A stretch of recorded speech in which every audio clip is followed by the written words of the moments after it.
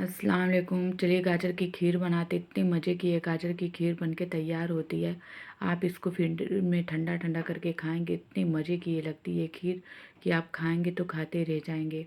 आप बना करके फ्रिज में रख दें, उसके 2 घंटे के बाद खाएं, इतनी मज़े की ये खीर बनती है। पहले मैं गाजर को अच्छे से धुल करके साफ़ कर ली हूँ। इसका छिलका ऊपर से उतार लूँगी। फिर उसके बाद मैं क्या करूँगी, गाजर को किनारे किनारे से दोनों कट करके ही मैं उसको छीली थी। फिर उसके बाद जो है कद्दूकस कर लूँगी। जो मोटा वाली साइड है थोड़ा हल्की, तो उसी की तरफ से मैं पूरा गाजर को घस करके मैं एक साइड कर देती हूँ। देखिए पूरा घस गया गाजर। फिर उसके बाद एक पाव, पहले तो मैं सोची थी कि 1 किलो ही गाजर ली थी कि मैं बनाऊंगी। फिर मैं बोली बहुत सारे दूध लगेंगे, तो इसीलिए मैं 1 पाव का ही सिर्फ बनाऊंगी।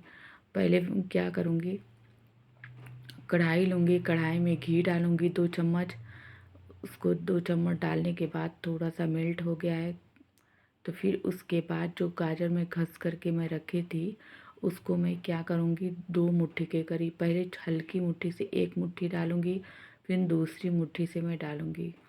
डाल करके इसको मैं देखती हूँ कि कितना है, लेकिन मुझे गाजर क्योंकि ज़्यादा लग रहा था तो इसीलिए मैं क्या करी हूँ, देखिए गाजर को इतना मैं निकाल ली हूँ 1 पाव में। इतना सिर्फ हल्के हाथ से 2 मुट्ठी भर के डाली हूँ, थोड़ा हल्का हल्का ही रहे। फिर उसके बाद क्या करूँगी, अच्छे से इसको चला करके तेज़ आंच पे मैं भूनते जाऊँगी कि इसका थोड़ा कच्चापन निकल जाए। देखिए इसका कच्चापन निकल गया है, तो इस पे मैं क्या करूँगी, 1 लीटर फुल फैट क्रीम दूध है, इसको मैं डालूँगी। डाल करके इसको अच्छे से चलाते रहूँगी, बीच बीच में से मीडियम साइड कर लूँगी, चलाते रहूँगी। देखिए चलाते हुए 20 मिनट हो चुका है, तो मुझे लग रहा है कि ये सूख गया है। जब तक एक साइड में कर देती हूँ। फिर उसके बाद मैं क्या करूँगी, घी लूँगी, घी में काजू बादाम और नारियल जो मोटा वाला है पाउडर, उसको मैं डालूँगी। डाल करके इसको गाजर को अच्छे से जो है ये ड्राई फ्रूट को थोड़ा सा रोस्ट करूँगी कि थोड़ा सा क्रंच आने लगे। फिर उसके बाद मैं क्या करूँगी,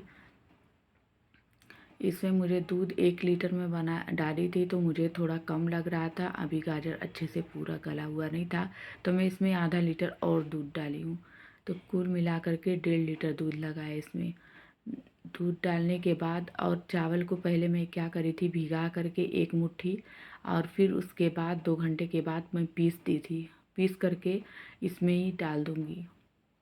देखिए ये क्या है कि आप कस्टर्ड डालेंगे तो उसका टेस्ट अलग हो जाएगा, ये चावल भीगा हुआ पीस करके डालेंगे तो इतना मज़े की ये खीर जैसा एकदम टेस्ट आएगा इसका। इसको डाल करके अच्छे से मैं तेज़ आंच पे इसको पकाते जाऊंगी। देखिए थोड़ी थोड़ी देर पे मैं चम्मच को हिलाते जाऊंगी। फिर उसके बाद मैं चीनी डालूंगी, जितना आपको टेस्ट है उस हिसाब से आप कम ज़्यादा चीनी कर सकते हैं। तेज़ आंच करके फिर उसके बाद चीनी भी गल गई है, मुझे इससे ज़्यादा नहीं सुखाना है।